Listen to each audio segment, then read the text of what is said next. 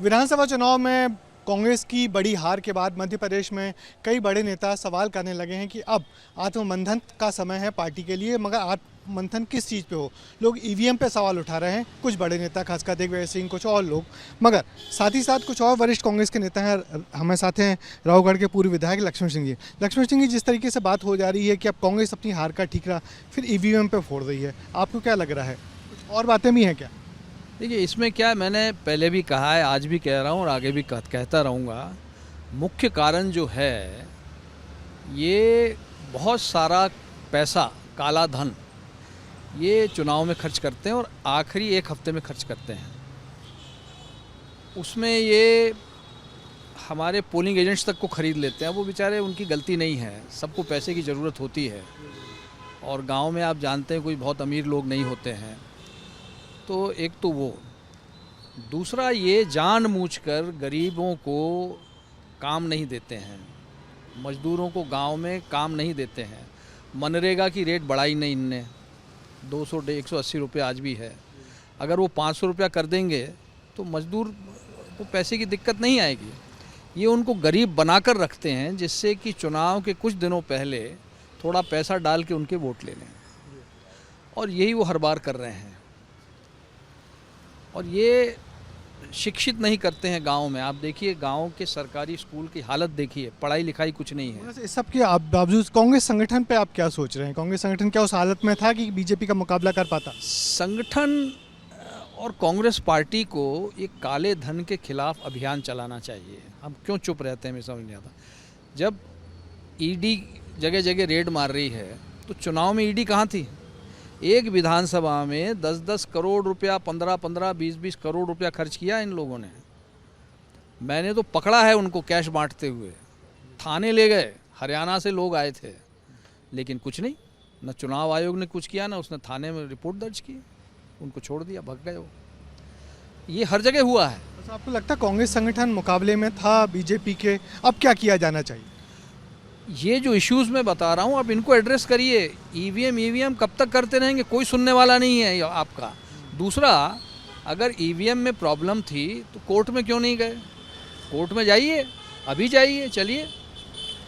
भाई, आपने चुनाव आयोग से कह दिया कि ईवीएम में गड़बड़ है, आप मीडिया वालों से कह रहे हैं, मीडिया वाले इसको प्रकाशित भी कर रहे हैं, बता भी रहे हैं। सोशल मीडिया, ईवीएम, ये 20 साल से दिख रहे हैं ईवीएम। अरे भाई, इससे ऊपर भी कई बातें, उनको एड्रेस करो। अदालत में जाओ, सुप्रीम कोर्ट में जाओ, बैलेट पेपर से कराइए वोटिंग, नतीजा ही कुछ और होगा। तो सर, लोग मानेंगे बैलेट पेपर से वोटिंग? क्या हम लोग उस दौर में पहुंच पाएंगे बैलेट पेपर से वोटिंग पे, क्योंकि इतने आगे निकल गए? दुनिया में बैलेट पेपर से वोटिंग हो रही है। कई जगह ईवीएम उन्होंने ट्राई किया, फिर उन्होंने कहा नहीं, इसमें फॉल्स वोटिंग ईवीएम में ज़्यादा होती है। जैसे मॉक पोलिंग कराते हैं, जब मॉक पोलिंग कराते हैं तो गांव के लोग इतना समझते नहीं हैं। अब वहाँ पोलिंग बूथ के अंदर पोलिंग एजेंट पार्टियों के रहते हैं और कर्मचारी रहते हैं, बाकी कोई अंदर रहता नहीं है। अब अगर उन्होंने हमारे पोलिंग एजेंट को मैनेज कर लिया पैसा दे के या कुछ दे के, तो फिर क्या है, दबा दो, मॉक पोलिंग में हो गया, डल गया वोट। तो संगठन के लेवल पे कांग्रेस में अब क्या किया जाना चाहिए? क्या नेतृत्व परिवर्तन होना चाहिए? नए लोग आने चाहिए?